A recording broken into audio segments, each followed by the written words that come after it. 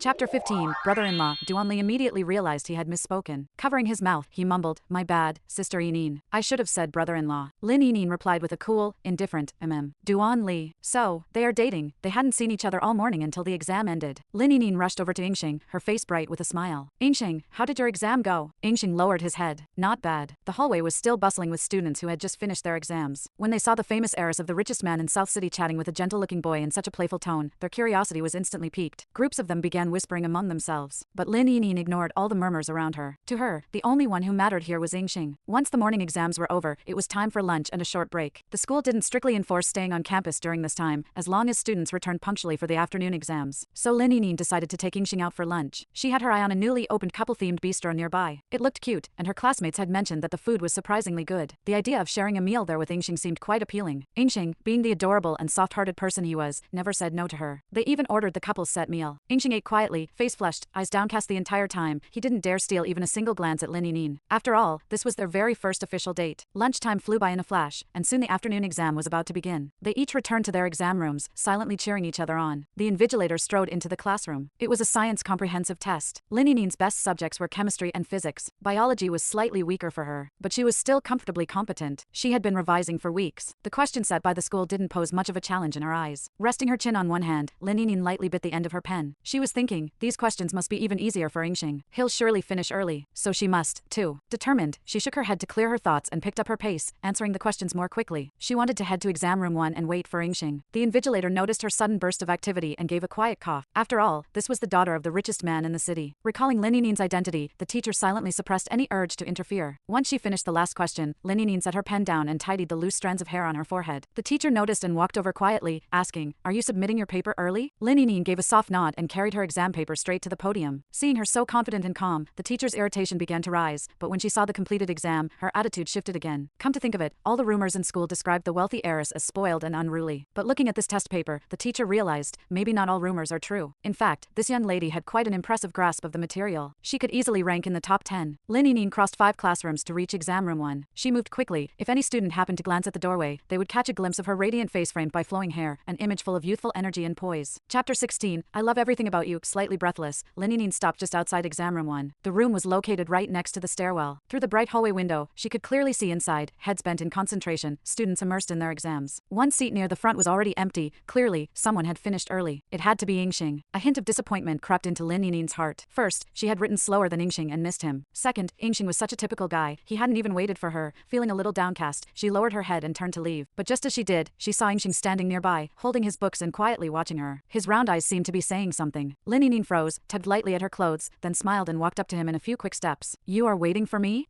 She teased. Behind that sweet smile hid the playfulness of a little devil. Her pinch on Yingxing's cheek wasn't exactly gentle. His gaze flickered downward, then quickly away as he turned his head. "That hurt," he mumbled. Lin Yinyin blinked innocently. "How can you be so adorable?" A sudden wave of guilt swept over her. How could she pinch such a precious little cutie? Yingxing didn't respond. He turned around and began walking away. Watching his shy, flustered back, Lin Yinyin hurried after him. It wasn't often she got this close to him at school. No way was she going to let this moment slip away. Without warning, she reached out and took his hand. His palm was warm and soft, exuding a comforting sense of security. Moments like this, holding hands, were rare for them, especially in school. Lin Yinyin felt like a little deer named Yingxing had taken up residence in her heart, crashing around and stirring up a storm. Right now, she was holding his hand openly and confidently. Standing behind him, she couldn't see how red his face had turned. The hallway was quiet. Both of them had handed in their papers early. Other students weren't nearly as confident. This was the final exam of the first semester of senior year. Everyone else was painstakingly reviewing their answers again and again. Only Lin Yinyin and Yingxing stood in the corridor, holding hands with reckless freedom. Well, Lin Yinyin was carefree. Yingxing was a bundle of nerves. He furrowed his brows and asked hesitantly, Why do you like me?" He genuinely didn't understand. Why would someone like Lin Yinyin be interested in him? For a moment, even Lin Yinyin was stumped. Why did she like him? Well, obviously, it was because he was fresh-faced and adorable. But then, why did she like adorable boys? Why? She looked at his delicate features, his charming face. "I like this, and this." She gently pointed to his cheek, his eyebrows, his eyes, his nose, his lips, then her gaze drifted a few inches lower, to just below his waist. "And this too. I like everything about you. If you'd let me," she said, raising an eyebrow as she looked into his eyes, "I'd love you until the end of time, until death itself." She smiled as she said it, a smile full of irresistible charm. Her brows curved gracefully, and a girlish sweetness sparkled in her expression, making her seem utterly enchanting. Yingxing stared at her blankly for a few seconds. By then, they had already let go of each other's hands. He stood facing her, arms hidden behind his back, his fingers tightly clenched. They stood there, face to face, with Lin Yinyin doing all the talking. Her voice was light and melodic, like a bird singing cheerfully in the early morning forest, endlessly, joyfully.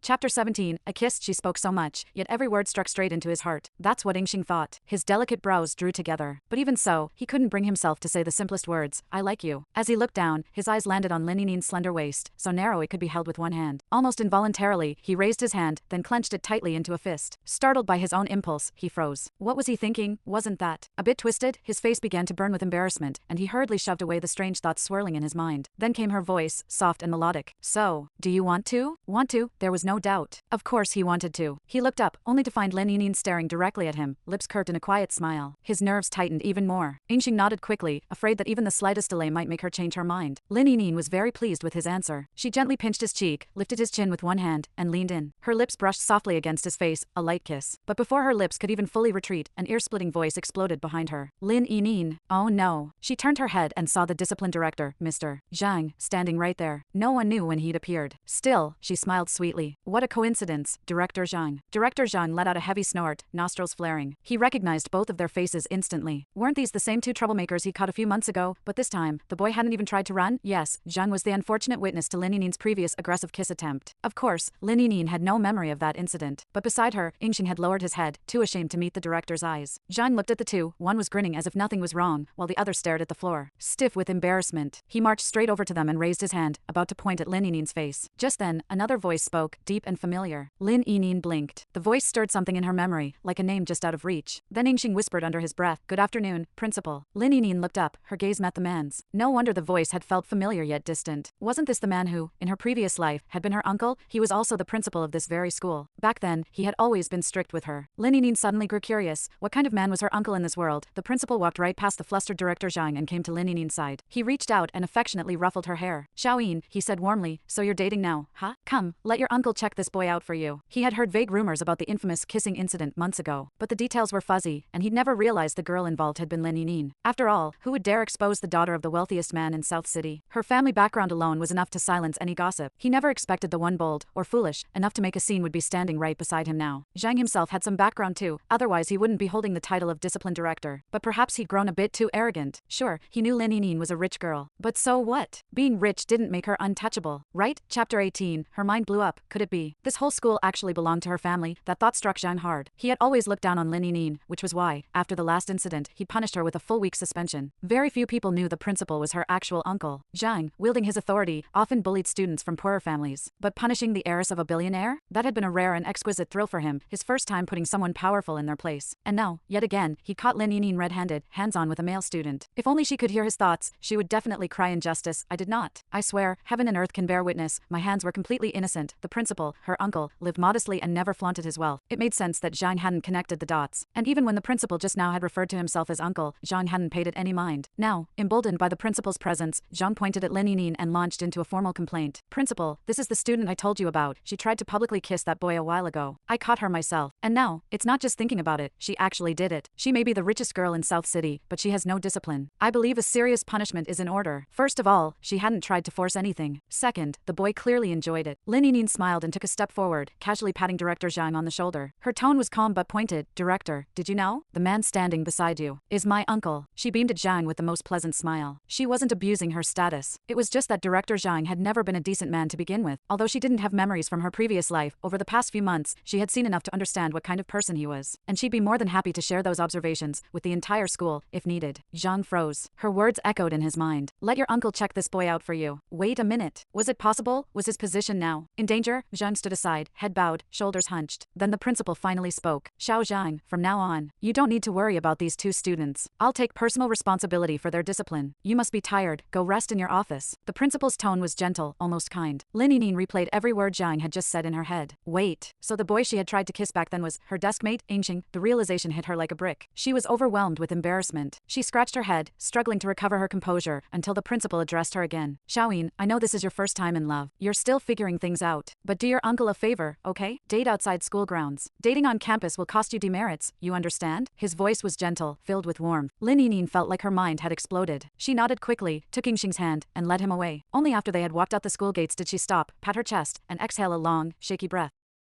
Chapter 19, I'll hold back. Yingxing watched as Lin Yinyin bent over, panting from exertion. He gently patted her back in silence. It's okay. After all, this isn't the first time you've tried to kiss me, at school. Though the last part, this time you succeeded, he kept buried in his thoughts, too shy to voice aloud. He hated how timid and easily flustered he was. But oddly enough, Lin Yinyin seemed to like him just the way he was. Yingxing lowered his head, silently mulling over the thought. If she liked him like this, why would he change? He wanted to be the version of himself she adored. Meanwhile, Lin Yinyin had gone completely speechless, still recovering from the horror of being caught mid-kiss. It took her several minutes to collect herself enough to speak in full sentences. Yingxing, she began, her tone unusually serious, I sincerely apologize for trying to kiss you earlier without your permission. Don't worry, from now on, I'll strictly control myself. If you don't want me to kiss you again, then Yingxing looked up, embarrassed. You'll, what? Lin Yinyin nodded solemnly. I'll hold back. I'll wait until you let me. Okay? Yingxing wanted to laugh, but he stifled it and gave her a serious nod. Okay. Now that the initial tension had passed, Lin Yinin's gaze softened as she looked at him. The longer she looked, the more she adored him. How could someone be this adorable, and still so incredibly charming? Unable to resist, she pinched his soft cheek and sighed. Yingxing, you're too cute. Can I kiss you? Yingxing, his face instantly flushed a deep crimson, and his heart began racing. We're still on the street, he stammered, glancing around in panic. Lin Yinyin tilted her head thoughtfully. Then, should we go to my place? As if something clicked in her mind, she added, by the way, where do you live? Yingxing stammered again. I'm from Beijing. Lin Yinyin nodded slowly. She suddenly recalled what her father had once said when she first woke up in this world, something about a troublemaker from Beijing. But Yingxing? He was the sweetest boy in the world. He couldn't possibly be the same person. What she didn't realize was this, her father's words weren't always trustworthy. And even if they were, was that the whole truth? Not necessarily. There had been rumors that the heiress of South City's wealthiest family was to be engaged to a son of a powerful northern clan. But the two had never met. There had been no real interaction. The engagement was little more than gossip passed from mouth to mouth. No formal confirmation ever came from either family. No one denied it either. Yet the rumors grew louder, more persistent, until even the once carefree Lin Yinyin found out. And then, she fainted for 3 whole days. That much, she remembered. As for Yingxing, he had grown up hearing whispers about a childhood betrothal to a girl from South City. A wild, spoiled heiress. After middle school, he made a drastic decision, to leave his home in Beijing and head to the unfamiliar city in the south. But it wasn't because he wanted to meet his mysterious fiancée. It was because he wanted to escape. When he disappeared, all of Beijing was thrown into chaos. His father eventually tracked him down and came all the way to South City to bring him home. But for the first time in his life, Yingxing stood firm. He refused to leave. He promised his father he would return after finishing college. And so, Beijing carefully concealed the news that the heir to the Ying family had vanished. All the students in South City knew was that a boy named Yingxing had transferred in from the north. No one knew he was the sole heir of the powerful Ying clan. Chapter 20, My treasure. Yingxing continued living quietly in South City. Meanwhile, his disappearance had caused a stir back home, forcing the northern families to fabricate a new image of him, a rebellious, unruly troublemaker unfit to inherit anything. All Yingxing ever wanted was to enjoy a simple, free life in a city where no one knew who he was. But slowly, a girl named Lin Yinyin entered his heart. The more time he spent with her, the more impossible thoughts began to form. He found himself wanting to stay in South City forever, to give up the name, the title, the inheritance, and simply be by her side for the rest of his life. He knew it was foolish, but he couldn't help it. Yingxing had always been slower than others, always struggling with his stutter. So it never crossed his mind that Lin Yinyin, the sweet, radiant girl beside him, might be the spoiled heiress everyone talked about. Yes, his father had drunkenly rambled once about him having a childhood engagement with a girl named Lin Yinyin, but everyone else kept telling him that his future fiancée was wild and uncontrollable. He remembered the New Year's banquet clearly. What confused him most was this: if he and Lin Yinyin were childhood betrothed, then why was there talk of a separate engagement? That contradiction remained a mystery to him. And despite all the coincidences piling up, he never connected his Lin Yinyin with that infamous wild heiress, because in his eyes, Lin Yinyin wasn't wild at all. She was adorable. She was enchanting. She was everything. When Lin Yinyin asked if he wanted to go to her house, his cheeks instantly turned scarlet. Flustered, Yingxing waved his hands. And no, I can't. Lin Yinyin, ever mischievous, poked his soft lips. You're stuttering on 2 words now? Are you shy? Yingxing blushed even more. And no, I'm not. Yes, you are, she giggled. Fine, he muttered. He couldn't win against her anyway. Lin Yinin's eyes sparkled with mischief as a thought struck her. Now that finals were over, Yingxing couldn't stay in the dorm anymore. Did that mean he was going back to Beijing? She didn't want to let him go. Determined not to give up, she tried again. Her house was spacious. He didn't need to worry. And the idea? Honestly, it made perfect sense. Yingxing, my little cutie, she began sweetly, now that finals are done, where are you staying? If you don't have a place, come to my house. There's plenty of space. Yingxing blinked. He'd been staying in a hotel before, but now, was he really going to return to that lonely routine, while the girl he liked stood right in front of him? Lin Yinyin leaned in a bit closer. Come on, move in with me. My grades are terrible. You can tutor me. Think about it, you're just my private tutor, staying at your student's house. It's totally normal. I'll even pay you. Yingxing's ears turned pink at the thought of staying under the same roof. And no tuition money, he mumbled. So, does that mean you'll stay? She asked, hopeful. Yingxing gave a small nod. Lin Yinyin squealed with joy and hugged him tightly. Then she kissed him square on the cheek. Ah, I'm so happy. Yingxing, overcome with affection, she kissed the other cheek too. My treasure. Yingxing's face turned redder than a cherry, or a tomato, or a baboon's backside.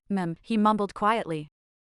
Chapter 21. I'll just hold back. Yingxing didn't wear a look of happiness, but inside, his heart was singing. Ah, Yinyin called me her treasure. I'm so happy. Truly, they were meant for each other. Time had grown late. It was time to head home. Lin Xing wasn't surprised at all when his daughter led a young man back with her. It was Yingxing. After all, he couldn't have been more delighted. Looking at Yingxing, obediently following Lin Yinin's lead, he thought, rumors can't be trusted. That so-called spoiled brat from Beijing's richest family was anything but unruly. Just look at him now. The supposed arranged marriage between Lin Yinin and Yingxing had been a joke at first. Lin Xing never took it seriously, especially since Yinin was his beloved only daughter. He never wanted to see her used as a pawn in a marriage arrangement. But freedom in love? That he had never expected, and could only welcome. Since the two had fallen for each other, he had no more reason to stand in their way, especially when it was what Yinin truly desired. It was now a matter of fate. To him, love was free. If his daughter chose someone, that was her right. Arranged marriages were just relics of the weak-minded. His daughter didn't need one. And even if they officially declared their relationship, or married, he'd proudly say, this isn't an arranged match, it's pure, young love. That thought warmed his heart. He remembered a conversation from many years ago, when the two children were still little. It was Yingxing's father who first spoke of a childhood betrothal. Brother Lin, he had said, the kids play together so well, maybe they should be married one day? Lin Xing had replied with a glance, looks to me like Yingxing is the one chasing after my daughter. Yingxing's father had chuckled, perhaps marriage would suit them, don't you think, Brother Lin? Lin Xing had responded, if they're fated, they'll come together on their own. There's no need to force it. Right, Brother Lin, Yingxing's father had agreed. In that moment, Lin Xing shook himself from memory. But the children had already scurried off, they didn't even come say hi anymore. He felt a pang of paternal sadness. Chapter 22. A fate sealed by heaven. When Lin Yinin reached the living room, she saw her father, Lin Xing, seated on the sofa. She sat beside him, smiling brightly but not speaking. Say what you need to, he finally said. Flashing her signature grin, Lin Yinin said, Dad, I want to ask you something. He hummed, encouraging her. Is Yingxing the same boy I'm supposed to be betrothed to? This question was the result of her deductions. Lin Sherheng's mouth formed a round O. How did you find out? She felt like he thought she was slow-minded. What if I did know? Am I wrong? He nodded uneasily. He hadn't expected her to discover the rumors. But he wasn't the kind of father to lie to his daughter. Lin Yinin, noticing his troubled expression, asked gently, Dad, are you not happy about me being with Yingxing? Unbeknownst to her, Yingxing was hiding in a second-floor alcove, eavesdropping. His heart raced. He didn't know what her father would say. He'd just learned that Yinin was his betrothed. His emotions surged, excitement, fear, hope. As Lin Yinin asked, and her father remained silent, Yingxing's heart pounded even louder. He pressed a hand to his chest, bracing himself. Lin Sherheng's gaze drifted upward, to the second-floor landing, perhaps trying to locate the hidden listener. Annoyed, Lin Yinin thought, Dad, enough. What's taking so long? Who's up there? Finally, he turned his attention back to her. How could I not wish for you two to be together? I'm the one who wants it more than anyone. Lin Yinin paused. Her father was taking this so lightly. He continued, you two were bound by destiny, he said softly. That connection has been there since childhood. Yet your path through love won't be entirely smooth. Whether you remain together depends on how hard you grow. He chose to mention only the hopeful half. He believed in his daughter, and he believed in fate. In the end, the supposed matrimonial pact was just confusion caused by their naivety.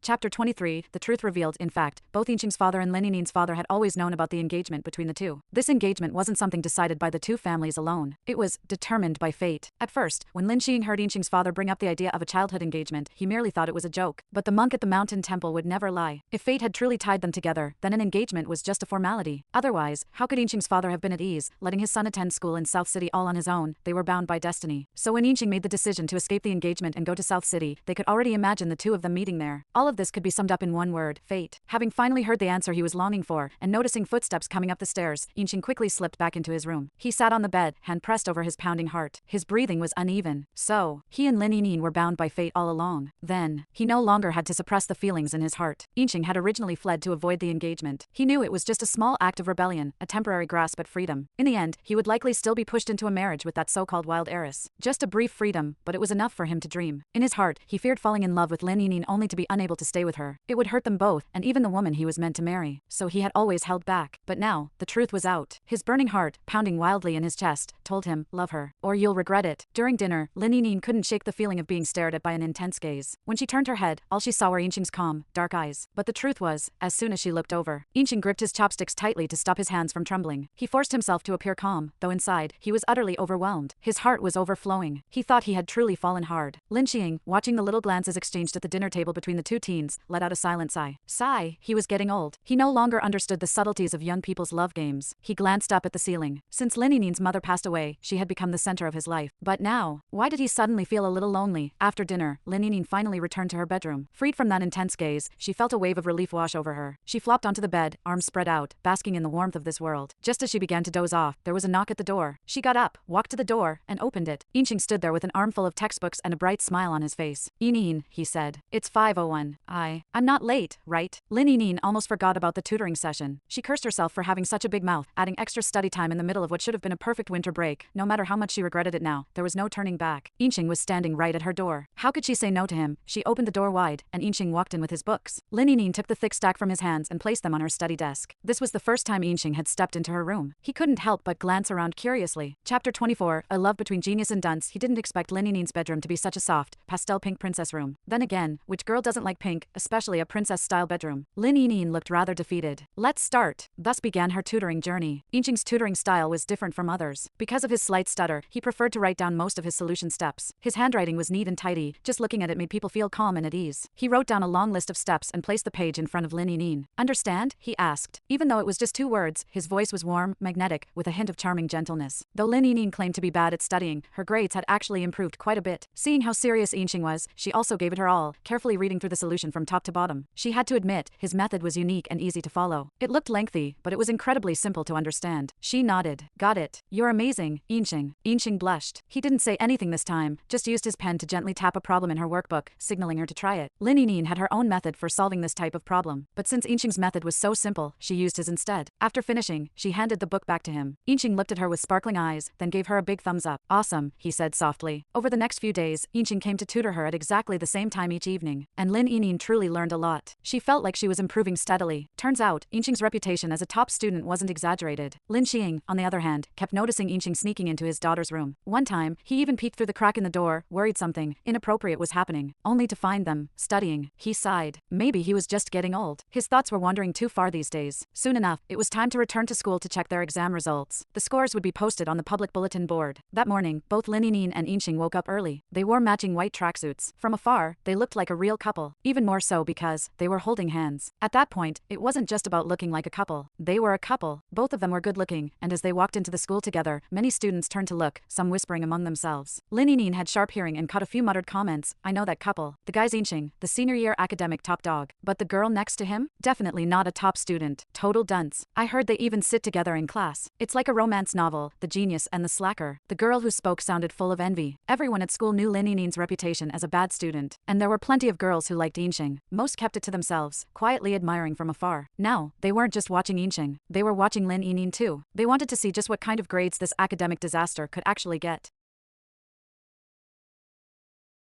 Chapter 25, 8th in the grade. Hand in hand, they walked to the announcement board. As expected, Yinxing's name stood proudly at the top, first place in the senior year, with a total score of 742. Just 8 points shy of a perfect score. Gasps of astonishment spread through the crowd as others noticed his score. After checking his own result, Yinxing immediately searched for Lin Yinin's name. 8th place. Her total score, 722. Though there was a 20-point gap between them, her ranking was still undeniably impressive. Everyone knew that a top student like Yinxing was out of reach for most. What shocked them more was that among the top 10 students, Lin Yinin was the only girl. This discovery significantly changed how people viewed her. 8th place in the entire grade. If she was considered a slacker, then what were the rest of them? The same girl who had previously muttered about a top student dating a slacker now bowed her head in silence. She had only ranked somewhere past the 100th place, nowhere near Lin Yinin. While Yinxing's achievement was expected and met with calm acceptance, Lin Yinin's score was nothing short of a surprise. Even her homeroom teacher was visibly stunned upon seeing the results. She never imagined that after a week of absence, Lin Yinin would return and climb all the way to 8th in the grade. Just as the two were preparing to head home, a student came running up from the announcement board. Your homeroom teacher asked you to come to the office. Lin Yinin and Yinxing exchanged glances. They both figured it must have something to do with her unexpected performance. Yinxing didn't question the legitimacy of Lin Yinin's score. After all, he had watched her study with his own eyes. He knew just how much progress she had made. Her homeroom teacher trusted her as well, though she still had a sliver of doubt. But the moment other teachers raised suspicions, her doubts vanished. Lin Yinin was her student. She had to defend her. And so, she arranged for both students to come to the office. They didn't plan to retest her. A few well-chosen questions about the exam's harder problems, and an explanation of her problem-solving method, would be enough to reveal whether her score was real or not. As for why Yinxing was summoned, well, the teachers were simply curious about whether the two were actually dating. At the office door, Lin Yinin knocked. A voice inside called, "Come in." The two entered, still holding hands. Not just her own homeroom teacher, but several others in the office glanced at their interlocked fingers. So it's official. Top scorers feared nothing, not even being caught red-handed in love. None of the teachers really intended to separate them. They weren't old-fashioned, and besides, the two students were nearly adults, about to graduate and enter university. To force them apart now, even their own consciences would rebel. Unlike the inflexible disciplinary director, these teachers weren't bound by rules alone. Love wasn't the problem, grades were. As long as the scores held up, there was no reason to object. The homeroom teacher's gaze shifted from Yingxing to Lin Yinyin. With a gentle cough, she finally said, Lin Yinyin, do you know why I asked you to come? Chapter 26, Little Hamster. Lin Yinyin had her own guesses, but she assumed it was about her and Yingxing dating. Thinking that, she said it aloud, is it because I'm in a relationship with Yingxing? The teacher didn't say yes or no. Instead, she asked another question, are you satisfied with your exam results? After all, Lin Yinyin's score hadn't just improved a little, it had skyrocketed into the top 10. If she hadn't cheated, if the score was real, then this girl might be what people call a genius, born for academics. Lin Yinyin answered with a bright smile, not really. The teacher raised her brows. Why not? Tell me your reason. Still smiling. Lin Yinyin replied, I thought I'd get the same score as Yingxing, but I guess I was a bit careless. The teacher, so the reason she was dissatisfied was because she didn't score as high as Yingxing, 8th place in the grade wasn't good enough for her. The homeroom teacher was at a loss for words. Was Lin Yinyin too arrogant? But she clearly had every right to be. Before the teacher could respond, one of the other teachers spoke up, bluntly but without malice, Lin Yinyin, we suspect your score might be falsified. Would you mind answering a few questions for us, right here? She wasn't being harsh, just straightforward. That was her personality. Lin Yinyin had already guessed that people might question her grades. But suspicion was just that, suspicion. Sure, she answered simply. The teachers in the room each specialized in different subjects. They began asking her questions from various parts of the exam. Lin Yinyin answered every single one, quickly and accurately. The teachers who had doubted her moments ago were now thoroughly convinced. Some of them even envied her homeroom teacher, secretly wishing this genius had been assigned to their own classes. Once her performance proved the score was legitimate, Lin Yinyin asked politely, may we leave now? The homeroom teacher glanced at Yingxing, who had been standing quietly beside her the whole time, his gaze never leaving Lin Yinyin. She let out a soft sigh. Yes. As soon as they stepped out of the office, one of the other teachers asked, why didn't you bring up the dating issue between them? The homeroom teacher smiled faintly. What's the point? Anyone with eyes can see it, Yingxing is completely smitten with that girl. Isn't that what being in a relationship is about? She paused, then continued, at first, I just wanted to know if they were serious or just fooling around. Now I know. No need to ask anymore. The others nodded in agreement. They had all been young once, and it was easy to tell whether love was real or just a passing game. They could only hope the two students would continue to grow, achieving great things together. Lin Yinyin and Yingxing didn't go straight home after leaving the school. It was still noon, the perfect time for lunch. Lin Yinyin especially loved watching Yingxing eat. He was like a little hamster, quiet and focused, his cheeks puffed adorably as he chewed. He rarely spoke while eating, just quietly dug into his food. Her favorite activity during mealtime, poking his chubby little cheeks. Well, they weren't actually chubby, just soft and baby-faced, with a boyish roundness that hadn't quite matured. Every time she poked his face, Yingxing would round his eyes in surprise, like he was either annoyed or too shy to protest. And Lin Yinyin, she was absolutely obsessed with his adorable reactions.